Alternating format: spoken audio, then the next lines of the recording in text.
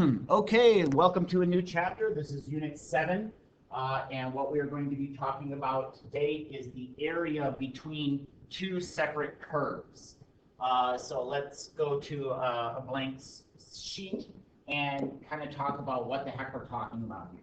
All right, so say we have this curve that is this blue curve, and we have this other curve that is this red curve. All right, so we have this situation right here. What we are going to be figuring out is how to figure out the area between these two curves, whether it's above or below or anything in between. How do I find this area that is in between these two curves? And it's very simple. The concept is very, very simple. The idea that what you're going to do is you're going to set up the integral. So this goes from a to b as far as the x is concerned, a to b as far as the x is concerned. And what you're going to do, in essence, is you're going to set up an integral from a to b of the top minus the bottom. Okay, I know if an actual mathematician sees this, they're probably cringing right now, but that's in essence what you're going to do. It's the big minus the small. Now, this is when it's with respect to x. We'll talk about with respect to y here in just a second. But this is what this is going to do. So what this would look like kind of in this equation is this would be a to b of whatever f of x is minus whatever, g of x, whatever the red formula is. And so this all with respect to x. Okay, so when you take it with respect to x, that implies that you're integrating like this. So there's a definite top and a definite bottom. In a situation in which it might be, beneficial to you to do it side to side, because maybe there isn't a definitive top and definitive bottom. And again, we are going to see these examples. But there is going to be situations where there isn't a definitive top and definitive bottom, but there might be a definitive side to side. An example that the book uses all the time is something like this.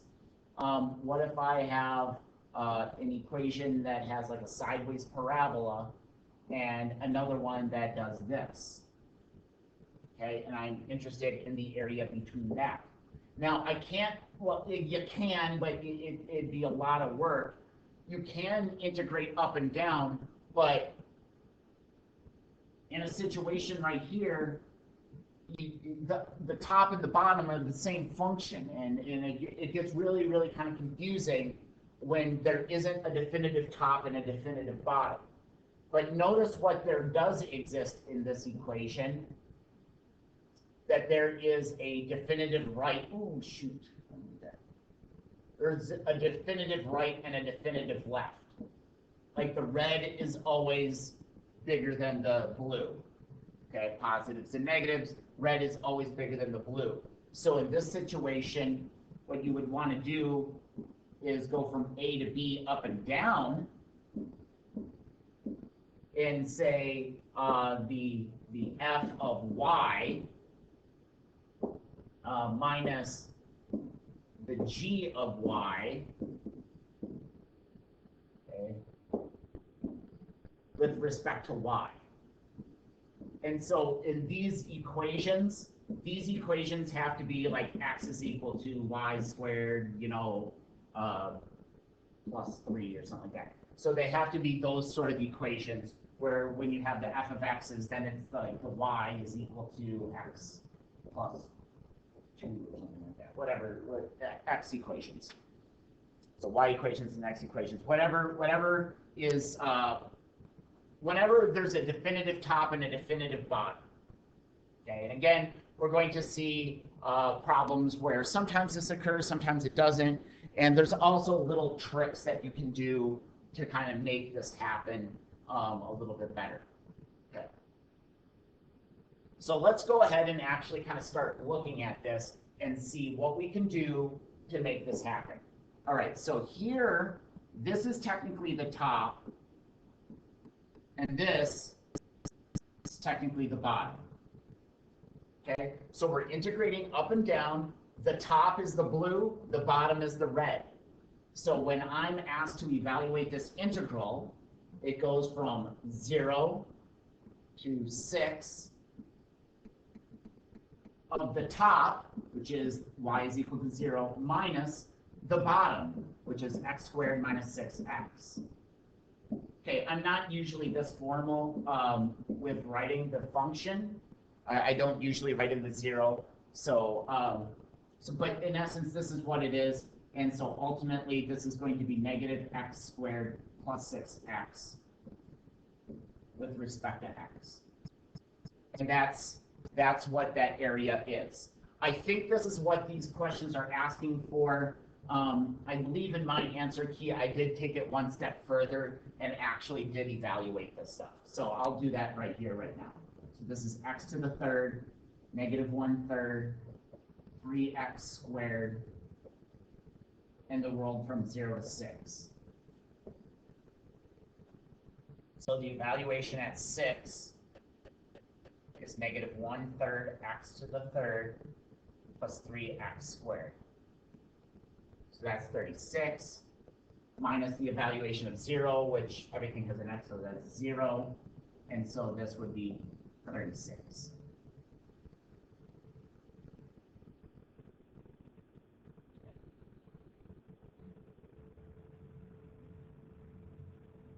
Okay, so here I see that this is the definitive top of this entire area. This is the definitive bottom of this entire area. So this is the downwards parabola. That would be that guy right there. And the red is the upwards, and that'd be the positive parabola. That'd be that top one. This goes from an x coordinate of 0 to an x coordinate of 3. So this is going to be from 0 to 3 of the top, which is the blue, so that's negative x squared plus 2x plus 3, minus the bottom, which is x squared minus 4x plus 3.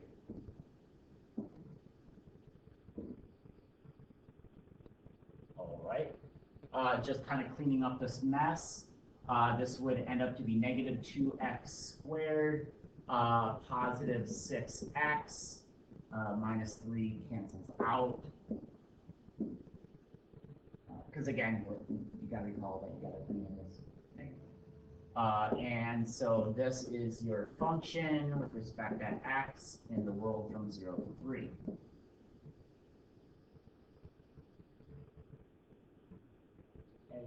Again, I'll evaluate this. So x to the third, negative 2/3 plus 3x squared, and the world from 0 to 3.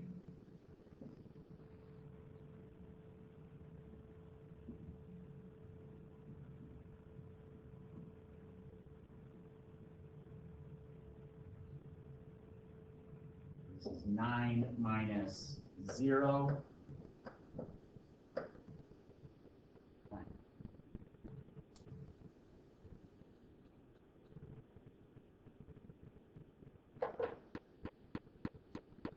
Spilling over into the next problem here a little bit. Let me kind of consolidate my mess.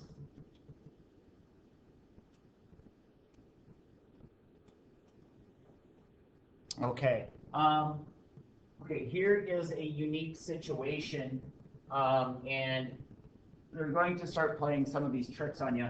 But let me explain the long version, and then I'll explain the short version. Okay. So the swoopy swoop curve is this top equation right here. And so the swoopy swoop curve is this. Okay. The other equation is y is equal to 0, which is this. Okay, and there's definitive important pieces at -1, 0, and +1. Now, as I was explaining, to get these areas, you have to take the top minus the bottom. The top minus the bottom. But notice that the top isn't always the top in this situation, and the bottom isn't always the bottom in this situation. Okay, so the long version would be something like this. I would find the area of that, and then find the area of that, and then add them together.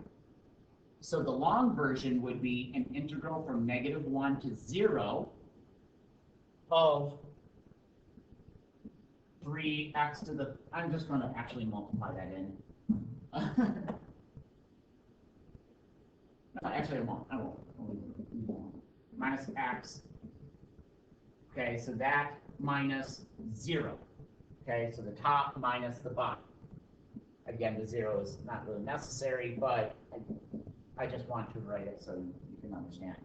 Okay, so that would be the area of the left. And then to that, you would add the area to the right, which is 0 to 1, of the top, which is now the 0 line, minus the bottom.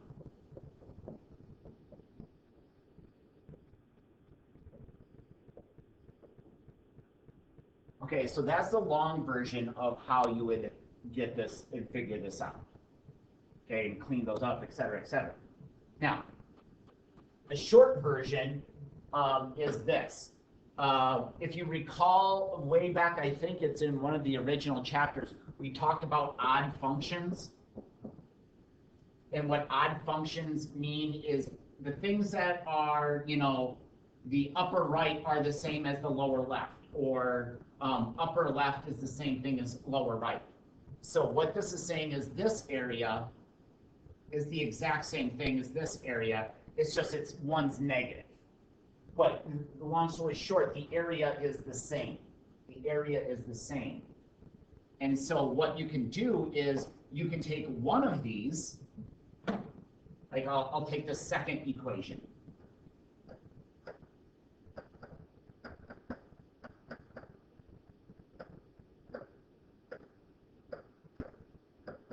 Okay, that area,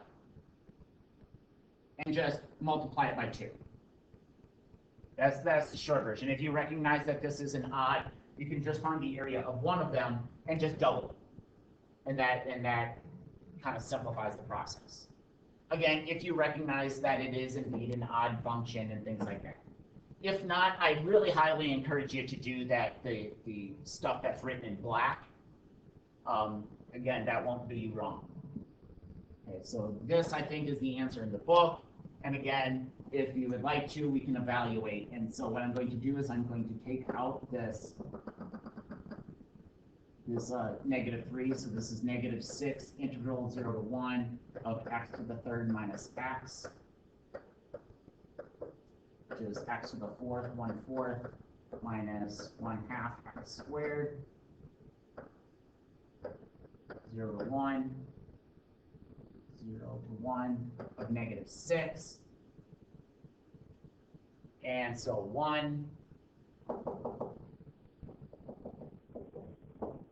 is 1/4 x to the fourth minus 1/2 x squared. So it's 1/4 minus 1/2, which is -1/4 times -6. What this would have turned out to be is this is -1/4 minus 0 times -6, and this is 3/2.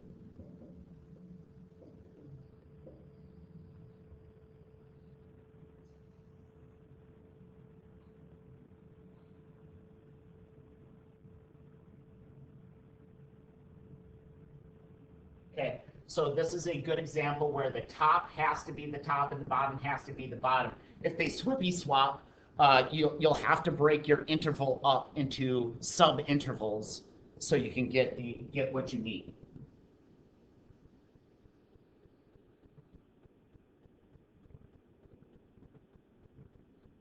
Okay, here they want us to sketch the region bounded by the graphs of the equations and find the area of the region. All right, so I'm going to use my calculator to kind of help me out. So I have an x squared minus 1, so that's a positive parabola down 1. And I also have a -x plus 2, and then I have some straight lines. So let's go ahead. That far off, but it's get the idea here.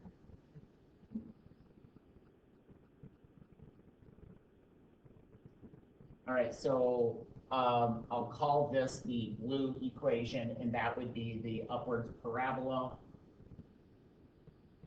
This. Then I have a line, something like this, roughly-ish. And I want to look between x of 0, that line, and x of 1, which I'm assuming I'm going to calculate the intersection.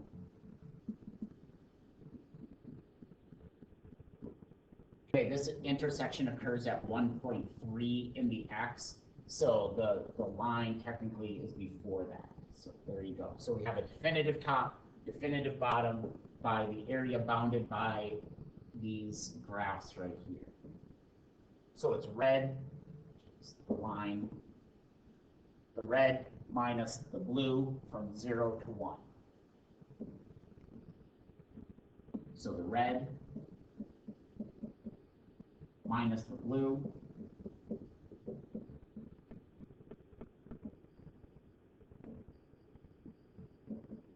from 0 to 1. Okay, it would be prudent to probably do one cleanup step. So this is negative 2x. No, it's not 2x. Sorry. This is negative x squared minus x plus 3.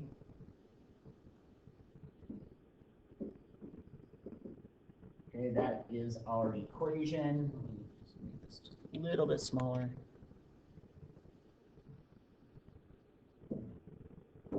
All right, so this is negative 1/3 x to the third minus 1/2 x squared plus 3x. 0 to 1. So 1 there. This is negative 1/3 x to the third minus 1/2 x squared plus 3x. 17/6 minus 0.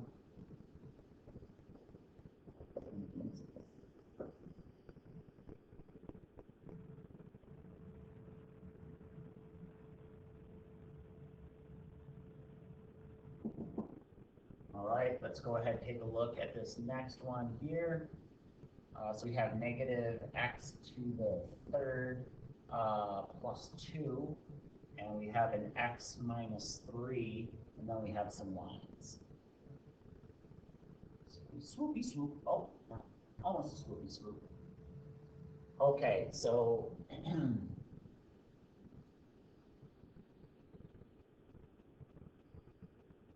so we do have this red swoopy swoop. Kind of make that a little bit more drastic than it has to be. Have this line, and it's going from negative 1 to 1. Again, I'm going to just make sure that the tops and bottoms don't flippy flop, so I'm going to investigate where this intersection is. And this intersection occurs at 1.5. So that ends before our upper bound of positive 1. So we are going from negative 1 to positive 1. And so we're finding this area that's bounded by all these graphs. Okay, so this is definitively the red over the blue from negative 1 to 1. So the red, which is the swoopy swoop, over the line, which is x minus 3.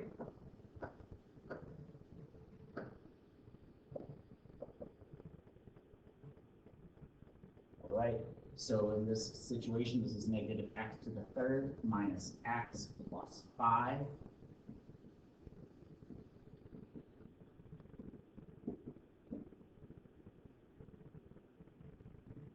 So this is negative 1/4 x to the fourth minus 1/2 x squared plus 5x. Negative 1 to 1.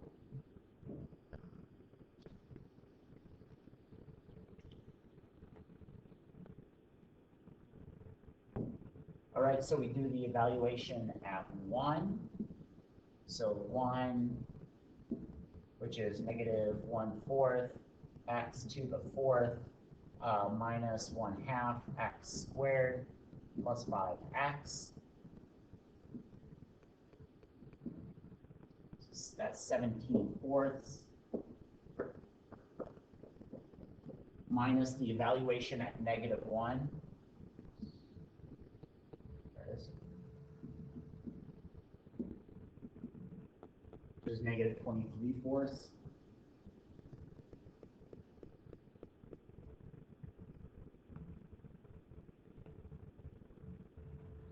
And so this is 17/4 minus that, which is 10.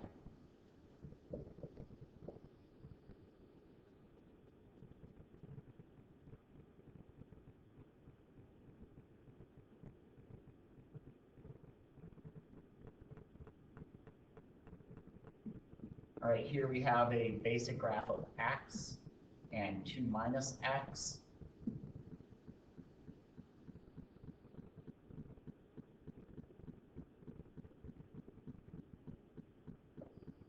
Looks like this is going to be, so I have the basic graph of x, which goes to the origin, 2 minus x, which has a y-intercept of positive 2, and then the other boundary is of y is equal to 0. So there is only one area that is completely bound, and that's this area right here. Okay, so I see that this area starts at 0, it ends at 2. However, notice how the top isn't always the top and the bottom isn't always the bottom. Notice how the top isn't always the top and the bottom isn't always the bottom. Okay? It splits right there. So on this left-hand portion, the blue is over the purple, and on that right-hand portion, it's the red over the purple. All right, so I believe this intersection occurs at 1, so I'll just figure it out. Yes, it does intersect at 1. So, and again, knowing from experience, I know that this area is doubled, but let's just pretend that we don't know this area is doubled. And so how would I set this up? Well, I would first set up the blue over the purple, and that exists from 0 to 1. And so the blue is x minus the purple, which is 0. Plus, okay, now the right-hand portion, which goes from 1 to 2, and it's the red, which is 2 minus x, over the purple, which is 0. And that would get you your area. Now, I do understand that both of these areas are the exact same, so if you recognize that, you can just double like one of them, and you can just live with yourself with that. But I'm going to pretend like I don't know that this area is just doubled, and I'm just going to do it the long version. All right, so this is 0 to 1 of x plus 1 to 2 of 2 minus x. So this is 1/2 x squared from 0 to 1.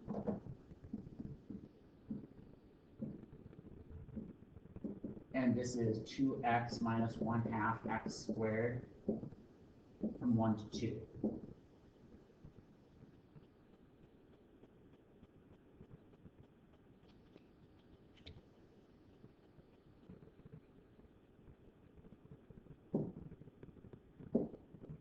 All right, so here we go. This is 1/2 of 1 minus 0 plus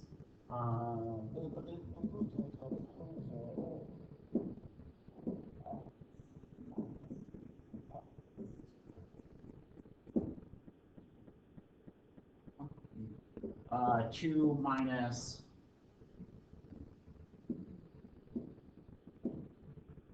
3/2.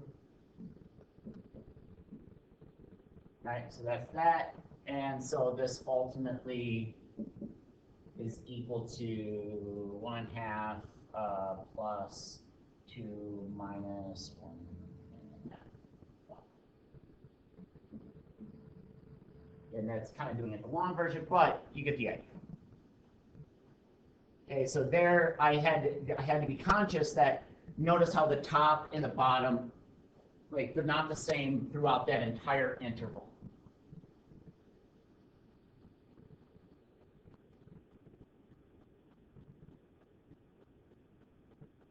Okay, here we have a square root of x plus 3, which is intercept plus 3, that. And then we have a 1 and plus 3, 1/2 x. So this is a weak line, something like that. Let's use the calculator to figure out where that intersects, because I need to know where this interval stops. Like, I can't just integrate for the rest of time. I know that it starts at 0, but where does it stop? All right. So where does the area that I'm interested in, the bounded region, where does that area stop?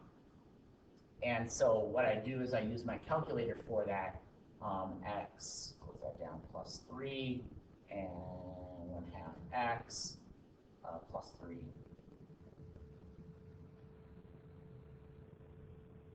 Yeah, technically, the area that we're talking about is way crazy small. And so what I'm going to do is I go calc 5, the intersection, both of them, and I see that this technical intersection is at 4. All right, now, say I didn't have a calculator, this is a non-calculator question. How the hell do I figure that out? Well, this is in essence the letter y, and this is the letter y. What you would do is you would set these equations equal to each other, and they will show you any intersections that do actually exist.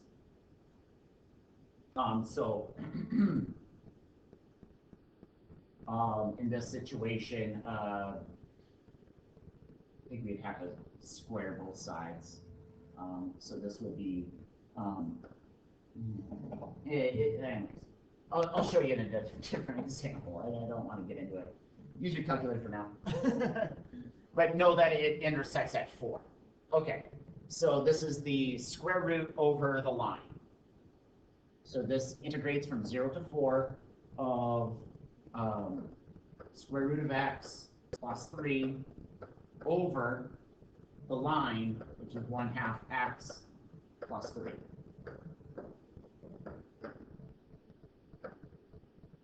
All right, so cleaning this up just one time, we have minus 1/2 x, and then 3 minus 3 cancels out.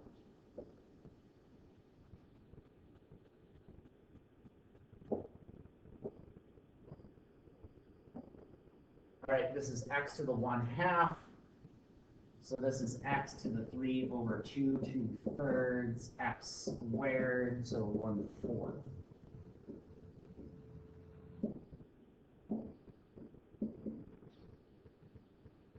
Okay, so that's our integration. Go with the 4.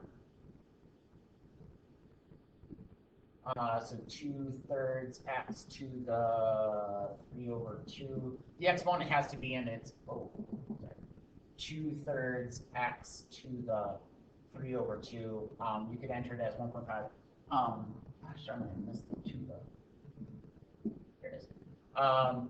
But if you're going to put a fraction in that exponent, it has to be in its own unique parentheses, unless your calculator has the cool math writing stuff available.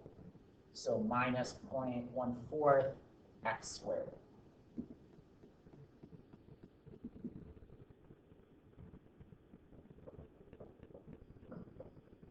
Okay, 0. It's not always equal to 0, but when you're talking about basic polynomials, yeah, it's equal to 0 when you enter a 0. 4/3.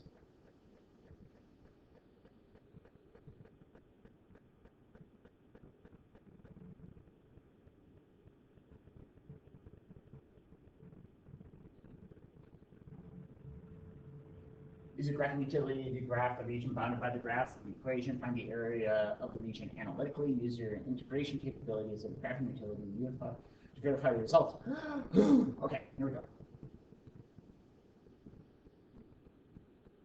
X to the fourth minus 4x squared. And then we have x squared minus 4. Here comes the W. Woo woo.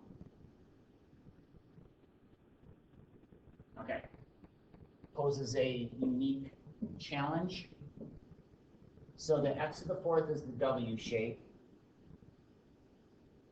And then we have this parabola that I think these intersect.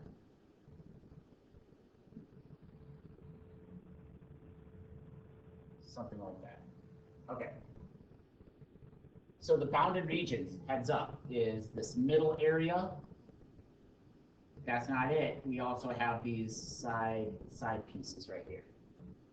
I'm going to second calc the intersection, and I'm going to find, just to make sure, I think it's at -2 and +2, but I'm just going to quadruple check here.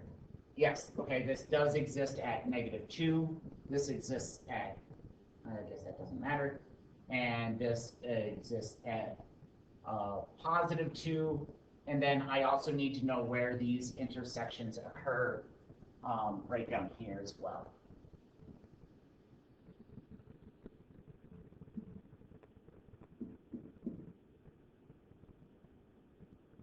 -1 and +1. Okay, so here you kind of have to just accept the idea that the right-hand side is the same as the left-hand side. This is the same as this. So, because otherwise we're going to have to find the area of 3 separate intervals. We would have to find the area from -2 to -1, because that's red over blue. Then we would have to go from -1 to +1, okay, because that's blue over red. And then we would have to go from the interval from 1 to 2, because again, that's red over blue. Okay, so to kind of trim this down a little bit, I noticed that this is symmetrical. This is an even picture. And so you, like how I was kind of mentioning the odd, this is an even picture, that means symmetrical about the y. And so now all I have to do is times 2 the integral from, so we start at 0 to 1 of the blue over the red, and then go from 1 to 2 of the red over the blue, and again, just double that area.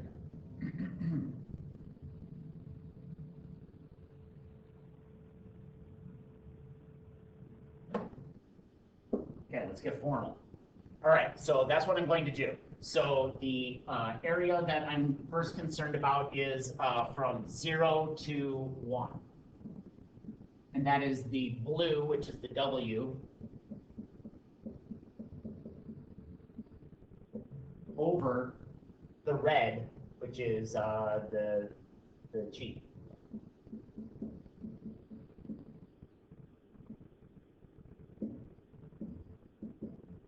Okay, so there's that one. Let me shrink this down.